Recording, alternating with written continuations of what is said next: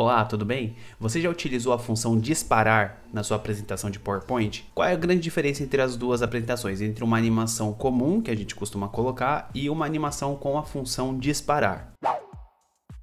Eu vou dar aqui dois exemplos do tradicional, do que a gente já costuma fazer com animação de itens na apresentação de PowerPoint. Então vejam, nessa faixa em cima é como se eu quisesse colocar os itens, né? Então toda vez que eu clico em Enter ou clico com o mouse, aparece um item na ordem com que eu animei, né? Ou se eu utilizar a função a animação desaparecer, toda vez que eu clico com o Enter ou o mouse, um item vai desaparecendo na ordem que eu determinei. Diferente de quando eu uso a função disparar, porque vejam, ó, vou primeiro exemplificar com esses itens A, B e C de cima. Eu não preciso seguir uma ordem. Tá vendo que o próprio mouse, quando eu passo por cima, ele já fica como se eu tivesse que selecionar. Então eu quero... Aqui eu utilizei só a animação desaparecer, tá?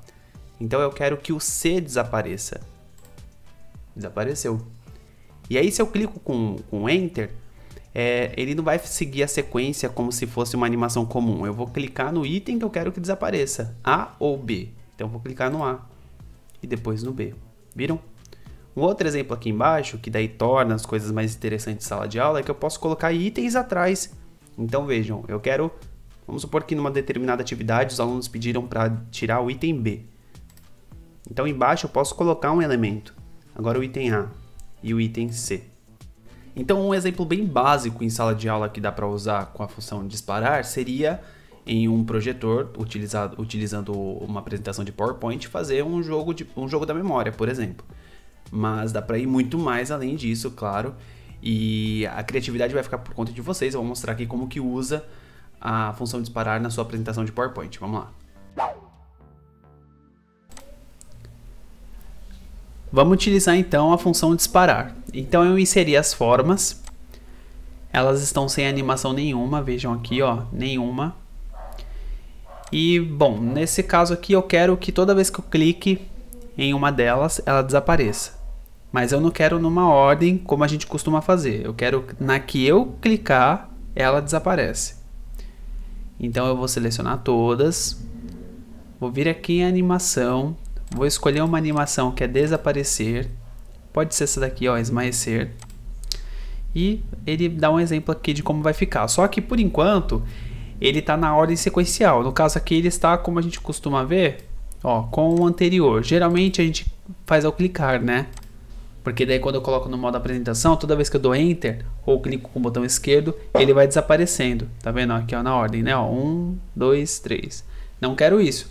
Eu quero se eu clicar na B, desaparece a B. Mas se eu clicar na C, desaparece a C. Vamos fazer então. Seleciono tudo. E vou aqui em disparar. Aliás, não seleciono tudo não. Seleciono o que eu quero colocar, ó. E vou em disparar. Vai disparar ao clicar no arredondado 1, que é essa figura 1. Isso quer dizer o quê? Que toda vez que eu clicar nela, ele vai disparar a animação que eu coloquei nela. Então o exemplo aqui é desaparecer, mas não quer dizer só isso, tá? Quer dizer qualquer animação que você coloque nessa figura... toda vez que você usar a função disparar, vai disparar quando clicar nessa figura, seja lá a animação que você utilizar. Então vou colocar, ó. O mesmo eu vou fazer para o B. Item B. Ao disparar nos cantos arredondados 2, retângulo 2. E agora no C. Agora sim. Vou colocar na apresentação. Ó, tá vendo? Já mudou aqui o cursor do mouse, já fica como se fosse um botão clicar. E aí se eu clicar no C, desaparece o C. Mas se eu clicar no A, desaparece o A. E no B, na ordem que eu quiser. Vou colocar algumas figurinhas aqui. Vejam. E aí eu posso fazer essa brincadeira, né? Esse exemplo aí de interação. Deixar as formas uma forma mais quadrada. E aí simplesmente você pode cobrir essas figuras. colocar para frente, pronto. Então, de novo, ó, se eu clicar no B, vai aparecer a figura que está atrás, no A, no C. Precisa de um pouquinho mais de trabalho do que uma animação comum, claro, mas depois você pode reutilizar isso, né? O conteúdo da apresentação você pode mudar, porque a configuração animada já vai estar ali. E você ainda deixa a sua apresentação junto aos estudantes muito mais interativa e não somente naquelas animações sequenciais como a gente costuma utilizar. Quando é o objetivo, tá tudo bem fazer daquele jeito. Mas, quando você quer interagir mais com os estudantes, é legal fazer desse jeito, não é?